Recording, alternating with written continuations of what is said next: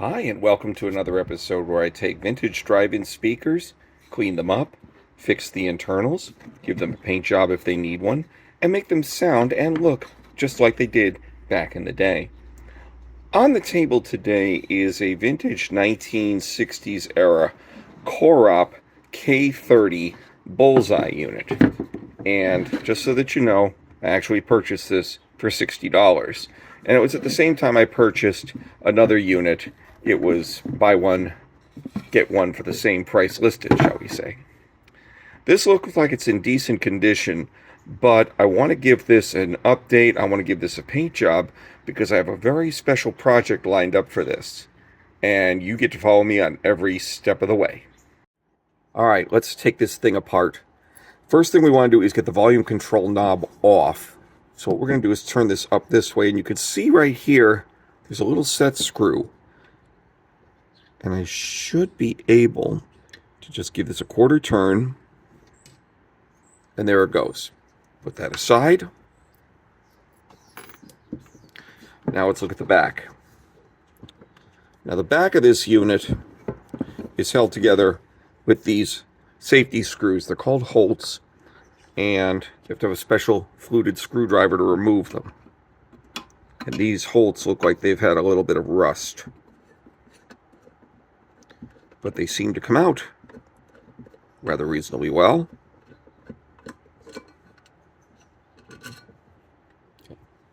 This is what we're working with. You see, I don't know if we can get it in focus here, but these are Holt screws, and a Phillips screwdriver will not do you any good trying to get them out. There we go. But as I said before, these things are coming out really easy, so I have good faith in this project. Okay, put that aside. Alright, let's crack open this cupcake. Ooh. Now, from what I can see here, this actually looks really nice. Potentiometer looks really good. All the connections are nice and tight. This lifts out easy. Cone looks really good. Probably just a little dusting. Screen, probably just a little cleaning.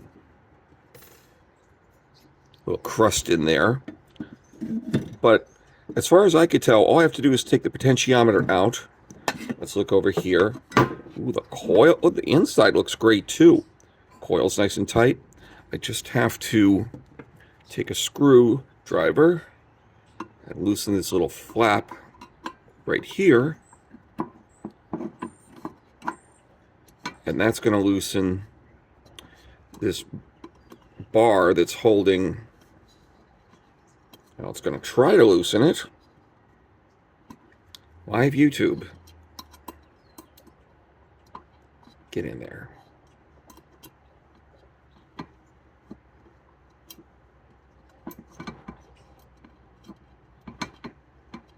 Take it out all the way. There it goes. And from there, we should be able to thread the wire off. And it looks like from this, the wire, just the ends are tangled up here. Do you see that? They're tied up and tangled together. So what we're probably going to do is just cut from here and re-splice two new spade connectors onto the end. So really, from what I can see, the internals look good. It's just going to need a repaint. So I took everything apart, and these are the connectors, and you can tell they are absolutely destroyed. Well, so what we're going to do is we're going to cut here and apply two new spade connectors. That may be the only thing I need to do in terms of the internals.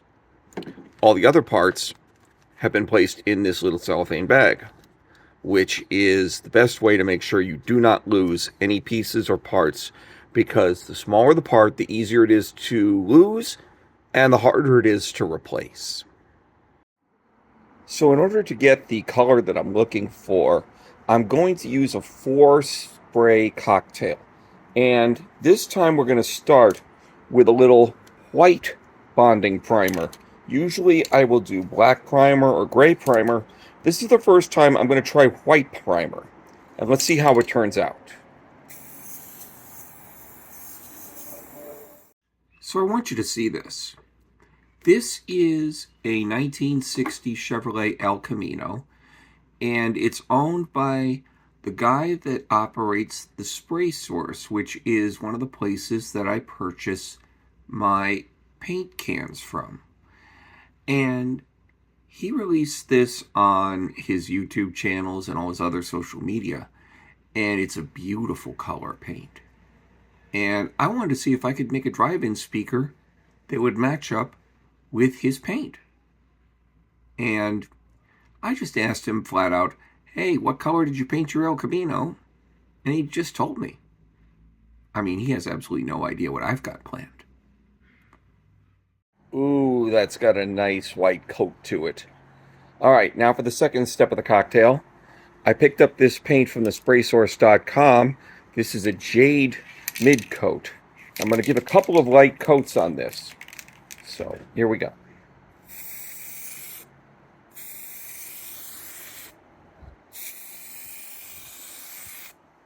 I just want to show you these.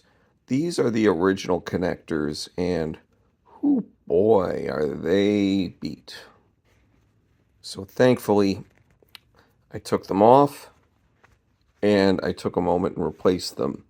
They now have these beautiful new spade connectors with some heat shrinky tape to hold them in place, and these should be much better. Ooh, that looks nice too. All right, the third spray of our 4-spray cocktail. I purchased this chemical from the spraysource.com, and this is called Xenon with a medium color shift. Let's give this a try.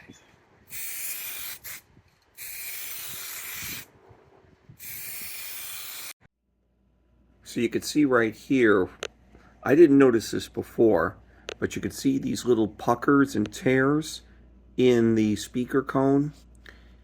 Yeah, you got to figure that even with 30, 40, 50 years, even the best speakers of the time would have some sort of a rip or a tear over time.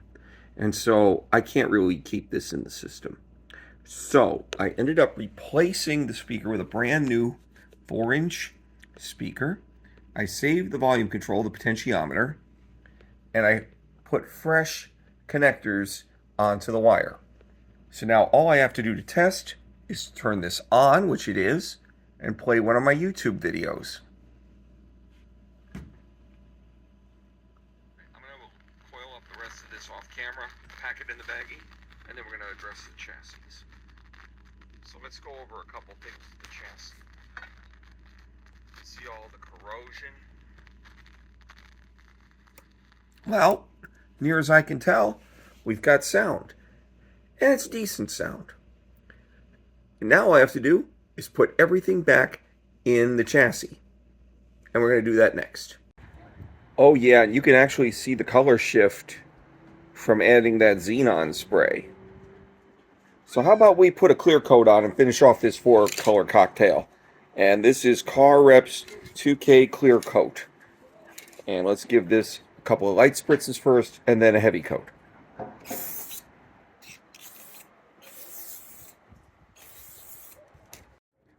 So now let's put everything back in the chassis. We'll start with the speaker grill, and that goes right in this recessed area. Then we have the speaker, which goes right on top.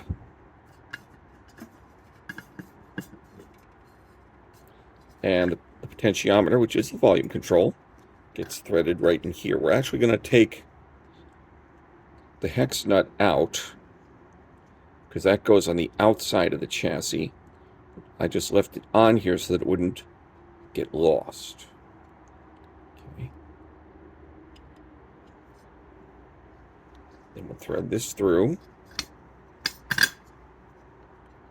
I'm going to just put this on finger tight for the moment.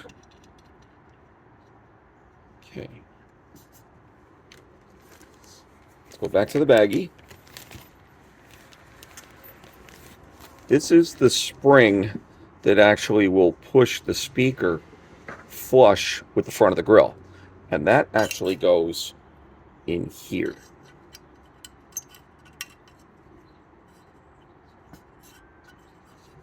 They're nice and tight. Now we want to take the wire, which we have here,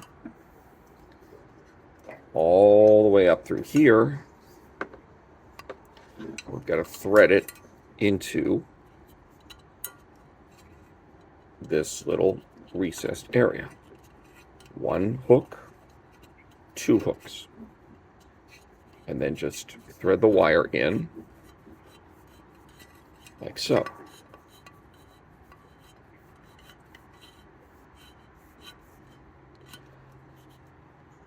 We want to get as much of the wire in as possible, because then we're going to put the lip back on to hold the wire in place.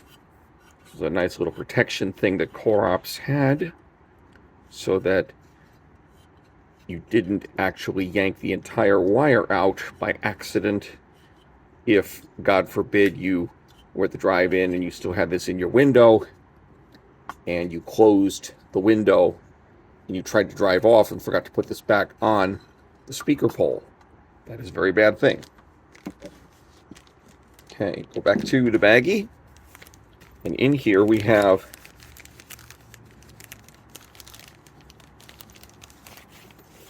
this is the little clasp. I'm going to just put that here because I need to find the screw that goes with it. And that is this little guy right here. Gotcha. Okay. I'm going to put that through here. Get my flathead screwdriver. Just going to make sure this is in and flat. And put this right here. And screw this back in.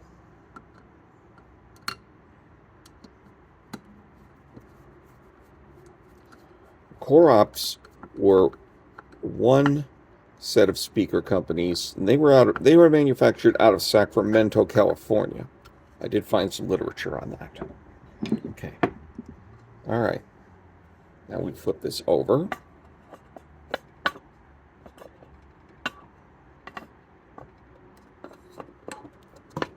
And you can feel the resistance. That's the spring pushing up against the speaker.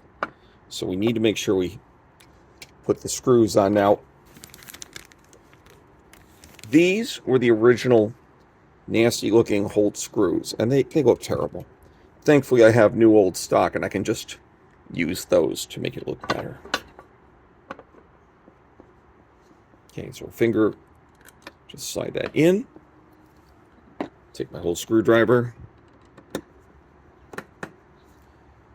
Get that in there nice and tight. That looks good. We have our second one.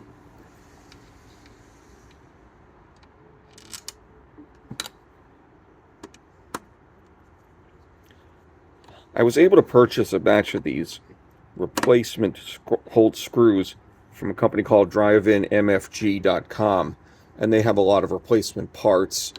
I don't get any sponsorship money from them, but they are good people, and I will say, you know, they do nice. Now, we are not done.